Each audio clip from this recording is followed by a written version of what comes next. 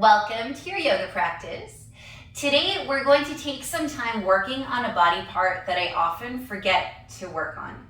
I tend to work on my feet a lot and legs, everything in my body, but I tend to neglect my hands and my wrists. So that's what we're going to be working on today, really giving ourselves a rejuvenation of our hands and our wrists, and in turn, that'll help to rejuvenate our entire arms, which is really lovely. So a prop that you might want is a tennis ball or a tennis ball size myofascial release ball, myofascial, however you want to say it.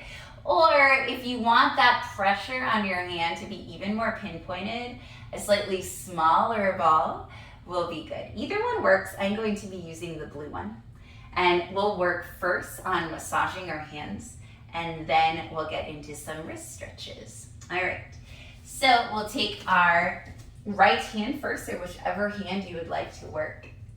Bring your fingers and knuckles onto the mat, and then bring the ball underneath, like right here where your thumb is, and we're going to take some sweeping motions. So start sweeping back and forth from side to side, finding any places that you want to rest. So I love resting right on that thumb pad and starting to take some circles there. I just love that feeling so much. And you can be on your heels. You can do this seated too, like I am seated on my heels, but seated cross-legged, however makes sense to you. And just, you might notice that this area is really grainy. So just keep on going side to side, pushing that fluid. My cat was just staring into my eyes. Violet. Lovely Violet. She's going to clean herself. And maybe you lift up those fingers and you work in any area that is just giving you a little bit more feedback, maybe. Taking some time here. And then settling the heel of the hand down, and then starting to work on the knuckles under the fingers. And that sensation is going to be different. It's not as padded there, but you might feel a little bit of something, especially underneath that knuckle that's underneath the pointer finger. Oh, feels so good. And maybe the one that's underneath your pinky finger. Those tend to have a little bit more padding and they get a little bit more tense. And then just take some what's called scribbles, going just however you would like around that hand.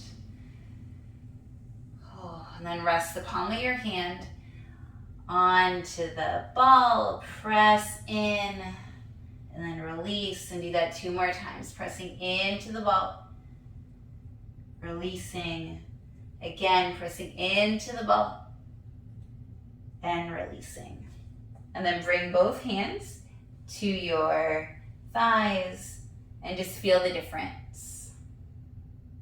After I do one side, I always feel a little bit more warmth there, a little bit more openness, and then my other side really wants to go in. So I'll turn around just so that you can see that side. So work on our left hand or whatever hand you haven't done yet. And we'll place our fingers on the mat and start taking some sweeping motions from side to side, focusing on the bottom of the hand and starting to linger wherever makes sense to you and noticing the difference. So for me, the pad underneath my thumb was more sore in my right hand. And that makes sense because I write with my right hand. I am right-handed. But it is just as grainy. Both sides are very grainy. Like it feels like there's little grains of sand. Oh, maybe lingering on one side. Just really enjoying this. It's very rare, at least like for me, it's very rare that I massage out my hands. This feels really good. Maybe lingering in one spot or another. And if I end up moving too fast for you, you can always pause the video, linger a little bit more, and then press the heel of your hand down and start going along the knuckles. And see, in this side, I don't feel it as much in the knuckle underneath my pointer finger. I don't really feel much, and the same under my pinky finger, but I really felt it on the other sides. It's really interesting to see the differences. And then start taking some scribbles just all along the hand. If you lose control of the ball, it's okay. I do that all the time. And then starting to just place the whole palm of the hand on the ball and pressing down. Releasing, we'll do it 2 more times. Press the hand down. Release the hand, and then 1 more time. Pressing the hand down, and then releasing the hand. All right, put the ball to the side. Allow both hands to just lay open on your thighs.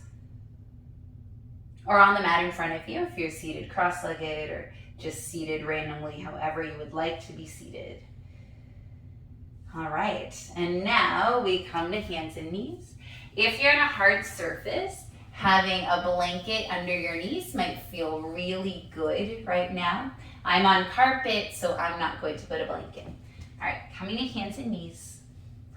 And take your fingers so that they face either side. So right fingers facing the right, left fingers facing the left. And really anchor through all the knuckles, even the thumb. The thumb tends to get forgotten here. And then sway side to side over your wrists.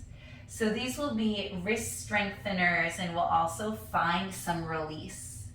Here we're just finding a little bit different of an engagement. So going side to side here, a little micro bend in the elbows if you're someone that tends to hyperextend. And being gentle, you might find a little popping or shifting. So trying to stay away from anything that is causing inflammation or pain. All right. And now, when you're ready, so turning those fingers towards your knees. Maybe you walk your knees in slightly. And then start sending your hips towards your heels, peeling the heels of the hands up. And then come forward, bringing the heels of the hands down. Come back, bringing the heels of the hands up, and you'll feel this stretch along the non-hairy side of your arm. And then come forward, bring the heels down. And maybe this action is really big. Maybe it's really small. You're just feeling a stretch all along the non-hairy part of your lower arm or your forearm. So along that part of your wrist. We'll be getting to the other part of our wrist soon, or the hairy part of our forearm. So we're in the non-hairy part. So I like a very big motion here, but you might want to just move in a very small motion. Maybe you're only lifting the heel of the hand a little bit, and then you're coming forward, dropping it down. Whatever allows you to feel that sensation is perfect. All right, coming to neutral. Let's place our hands normally, just for a transition. And then flip the palm, placing the back of the hand down and fingers towards you. And walk your knees slightly closer. We want most of the weight on our legs, so that way we don't aggravate our wrists here. Do the same thing with the other hand. All right, and we do the same thing. Coming back, lifting the back of the hand up, and then coming forward. And this time you're feeling it on the hairy side of your forearm. All right, come right on top. So wrists are underneath the shoulders. Your weight is over the legs though. And then we're going to do something that's gonna feel so awkward. Start making a fist with your hands. You're not gonna be able to do it, but do it. Make that fist and then feel that stretch. The back of the wrist, along your forearm, and then release the hands. Try that again, make a fist, even include the thumb. They're not gonna wanna curl up, but it's such an interesting sensation. Release, and then one more time, curling those hands in like you're making a fist, and then release. Sit back on your heels, and then just gently shake out the hands. Don't do it vigorously, because we were just on our wrists a lot. And then bring your forearms together, interlace the fingers, really get in there into the webbing, and then start taking these figure eights. And feel free to only take it in one direction. When I reverse the direction, it's really confusing for my brain. So if you want to try to reverse it, I can do it now. It's gonna mess it up so many times before. All right, so feel free to, and I think I'm still going the same direction when I do that. The point is that you are rolling out your wrists. All right. Open and close the hands a few times. Ooh, that feels good to be able to actually do it now. Awesome. And then rest your hands on your thighs. All right, so that is our pause to pay attention to these great parts of our body, our hands and our wrists. Hopefully that felt really good to give yourself a little bit of extra attention in a place that we just forget to sometimes. All right, please like, share, subscribe. Let's get more people taking a daily pause on our mats. It's just so good for us. And yeah, awesome. So thank you again for practicing with me today. I hope that you have a beautiful rest of your day. Bye.